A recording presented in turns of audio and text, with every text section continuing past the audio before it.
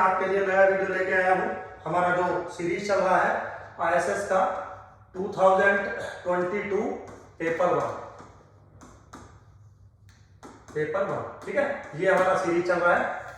तो आज हम लोग 56 से लेके क्वेश्चन नंबर 60 तक डिस्कस करेंगे। ज्यादा लंबा वीडियो नहीं होगा, मैक्सिमम 10-12 मिनट का वीडियो होगा। चलिए घर पहले क्वेश्चन पे चलते हैं। पहला क्वेश्चन क्या कह रहा है बच्चों? First question very easy. Consider the following data in respect of covid among 1482 persons in a locality exposed to COVID-19।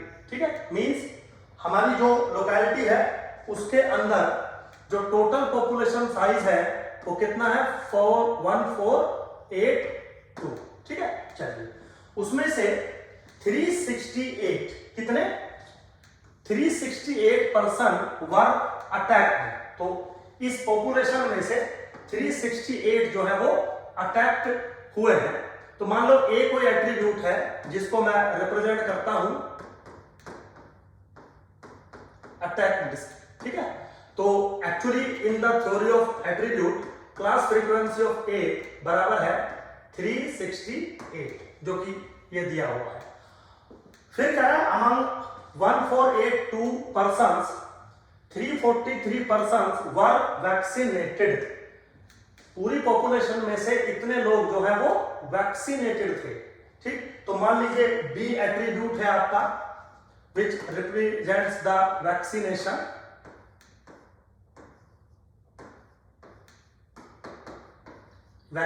या वैक्सीनेटेड। तो क्लास फ्रीक्वेंसी ऑफ बी कितनी है? 343। ये इंफॉर्मेशन दे रखी है। फिर क्या कह रहा है? इन इस पॉपुलेशन के अंदर से and among them only 35 persons were attacked with the virus. वो कह रहा है कि जो वैक्सीनेटेड लोग थे उनमें से 35 अटैक्ड हैं।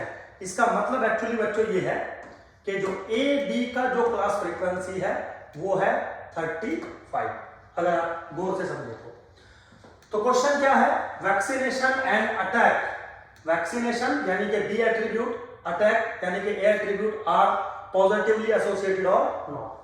तो बच्चों बहुत सिंपल है, अगर आपने थोड़ा सा भी थ्योरी ऑफ एट्रीब्यूट पढ़ा होगा तो हम क्या करते हैं? ए बी का क्लास फ्रीक्वेंसी चेक करते हैं with respect to class frequency of A, class frequency of B upon size N से। अगर लेस देन होता है तो नेगेटिवली एट्रीब्यूट,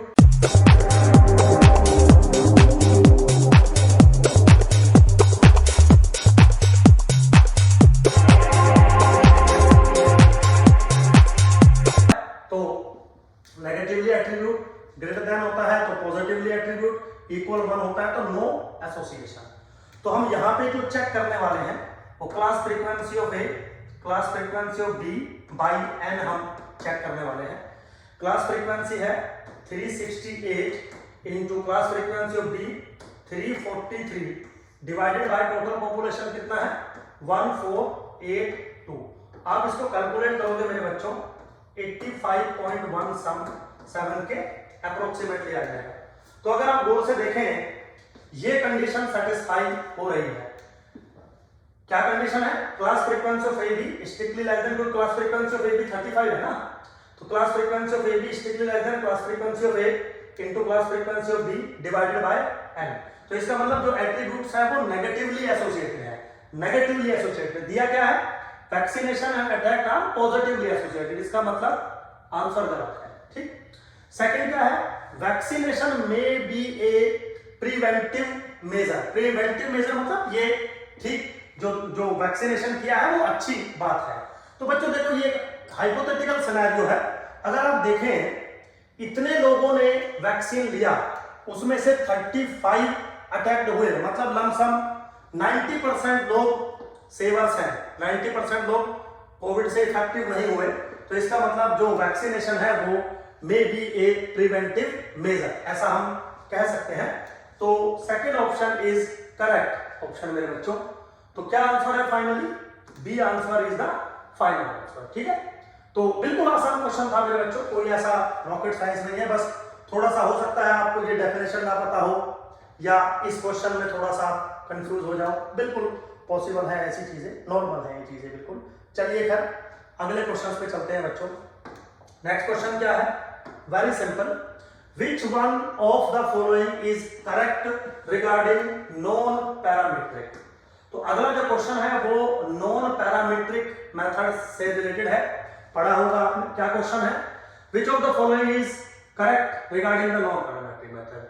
पहला ऑप्शन है sign test is used rank only, नहीं, ये रैंक और साइन दोनों का इस्तेमाल करता है, तो दिस वन इज रॉन्ग। अगला है Wilcoxon test use both sign and rank, yes, दोनों करता है। तीसरा है Mann Whitney test is one sample test, no, क्योंकि Mann Whitney test two sample test होता है। फोर्थ है Kruskal Wallis test is a two sample test, गलत बात, क्योंकि ये वन सैंपल टेस्ट होता है। तो बच्चों बिल्कुल थ्योरेटिकल क्वेश्चन है, थ्योरेटिकल क्वेश्चन में कुछ पढ़ाने वाली बात नहीं है, तो कुछ इतना कोई टिपिकल टास्क नहीं है, बिल्कुल नॉर्मल चीजें हैं।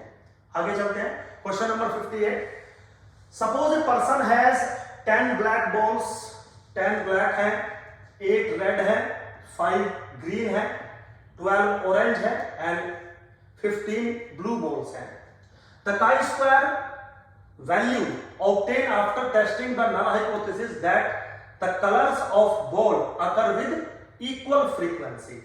तो हाइपोथेसिस क्या है कि सबकी जो वैल्यूज हैं, जो एस्टिमेटेड वैल्यूज हैं बॉल्स की, वो इक्वल है। इसका मतलब सिंपली मेरे बच्चों ये है E1 is equal to E2 is equal to E3 is equal to E4 is equal to E5, ये मेरी हाइपोथेसिस है। These are the expected frequencies। Observed frequency क्या है, F1 है 10 के बराबर, F2 है 8 के बराबर, F3 है मेरे बच्चों 5 के बराबर, F4 है 12 के बराबर और F5 है मेरे बच्चों 15 के बराबर। तो जब आप chi स्क्वायर लगाते हो फॉर गुडनेस ऑफ फिट, तो ऑब्जर्व्ड फ्रीक्वेंसी और एस्टिमेटेड फ्रीक्वेंसी पर हम लोग बात करते हैं। अब वो कह रहा है कि chi स्क्वायर स्टैटिस्टिक्स की वैल्यू बताइए। तो सबसे पहले तो chi स्क्वायर स्टैटिस्टिक्स का जो डिफाइंड फॉर्मूला है, chi square summation i goes from 1 to n f of i minus ei का whole square divided by ei, ये फॉर्मुलेशन है और इस केस में ये फॉलो करता है chi स्क्वायर n माइनस 1 को। चलिए यहाँ पे किसको फॉलो करता है ये नहीं पूछा है, बट फिर भी अगर हो सकता है इन केस किसी क्वेश्चन में वो ऐसा पूछ ले। तो अब इसकी सिंपली वैल्यू पूछी हुई है बच्चों। अब यहाँ पे एक कंडीशन होती है, अगर आप थोड़ा सा गौर से देखेंगे, होती है total summation of the observed frequency, summation of f of i is equal to summation of ei, ये रूल है। तो अगर आप टोटल ऑब्जर्व फ्रीक्वेंसी का सम करें तो 50 बन रहा है, आप चेक कर लीजिए शायद, and now this is equal to 5 times ei, क्योंकि सारे ei मेरे सेम है, तो मेरे हिसाब से ei जो बन गया वो बन गया 10 के बराबर। यहां से मुझे एक वैल्यू मिल गई कि जितनी भी एक्सपेक्टेड फ्रीक्वेंसीज है वो सारी की सारी 10 के बराबर है। तो ये चीज अगर मैं यहां पर एप्लीकेबल करूं या फिर यहां पे मैं ये चीज अप्लाई करूं, तो f1 कितना है मेरे पास 10, 10 माइनस 10 0, तो पहले वाली टर्म आएगी 0, नाउ प्लस दूसरे वाले में fi कितना है 8, 8 minus 10 2, 2 to the power 4 divided by 10, चलिए प्लस तीसरी टर्म है 5, 5 25 बाय 10, चलिए फोर्थ टर्म है 12, 4 बाय 10 प्लस फिफ्थ टर्म है 15, 25 बाय 10। ये वैल्यू बनेगी chi स्क्वायर स्टैटिस्टिक्स की। तो कितना आ गया मेरे हिसाब से 5.8, कितना आ रहा 5.8। अगर आप गौर से देखें तो 5.8 इज ऑप्शन बी। तो अगर आपको ये छोटी सी बात पता है तो कोई बिल्कुल भी रॉकेट साइंस नहीं है इस क्वेश्चन को सॉल्व करना, वेरी इजी, मैक्सिमम 30-35 सेकंड का क्वेश्चन है। चलिए आगे चलते हैं।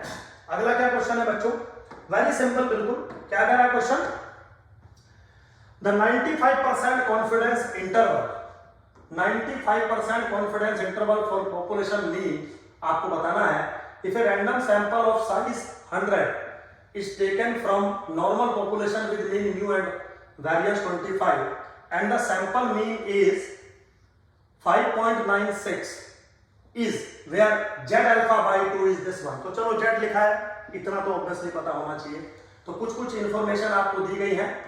जो अल्फा है मेरे बच्चों वो 5% दिया गया है, सैंपल का जो साइज है बच्चों वो 100 दिया गया है, और जो सैंपल का मीन है मेरे बच्चों वो 5.96 आपको दिया गया है, और कॉन्फिडेंस इंटरवल पूछा हुआ है कितना 95%। ये एस टाइप का क्वेश्चन पहले भी आ चुका है और मैं बता चुका हूं कि ये यहाँ का क्वेश्चन नहीं होता, ये क्वेश्चन थोड़ा जो है इन्फ्रेंस का होता है, बट फिर भी दिया है। तो कॉन्फिडेंस इंटरवल जो होता है वो x bar minus Z alpha by 2 into sigma by root n से लेके x bar plus Z alpha by 2 into sigma by root n, ये होता है कॉन्फिडेंस इंटरवल किस पे 1 minus alpha into 100% confidence interval पे। अब सारी वैल्यूज मेरे बच्चों आपको दे रखी है उसने।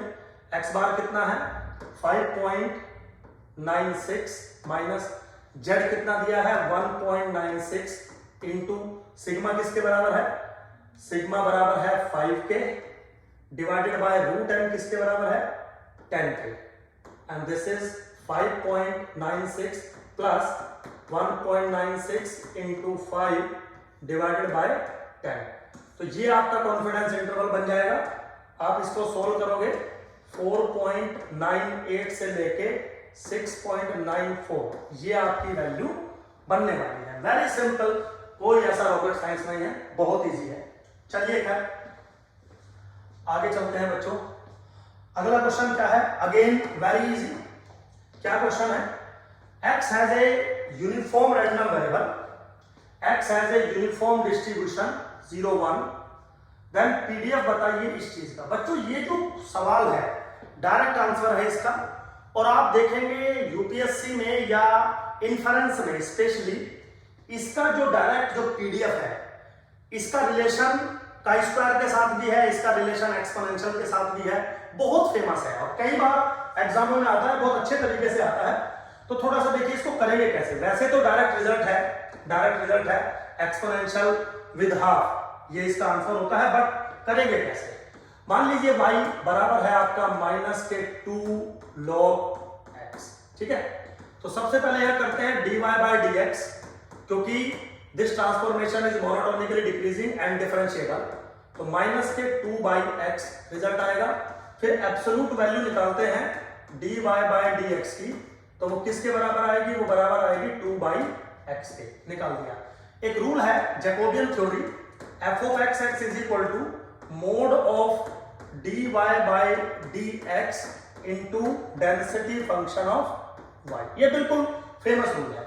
अगर आप इसको एप्लीकेबल करें तो f of x किसके बराबर है 1 के बराबर है, क्योंकि x यूनिफॉर्म 0 1 को फॉलो कर रहा है। dy बाय dx किसके बराबर आया है 2 by x into f y y। तो मेरे बच्चों अगर आप इसको सोल्व करोगे f y y किसके बराबर आ जाएगा x इंटू 1 बाई 2। अब देखिए अगर ये डेंसिटी फंक्शन है y का, तो इधर भी y ही होना चाहिए, आप x लिख के नहीं छोड़ सकते। अब यहां से आप x को कन्वर्ट कर लीजिए, x इज इक्वल टू क्या बनेगा e to the power minus k y by 2। आप चाहे तो इसको कैलकुलेट करके देख सकते हैं। तो कितना है 1/2 e to the power minus y by 2। Now this is the PDF of y random variable and this is the density function of exponential with parameter half, that's why answer is D option। ठीक है बेटा, hope so आपको समझ में आया होगा। मैं ठीक से आपको समझाने में मैंने बहुत कोशिश की है, आपको समझ में आया होगा। अब मिलते हैं नेक्स्ट वीडियो में नेक्स्ट पेपर के साथ। Thank you very much.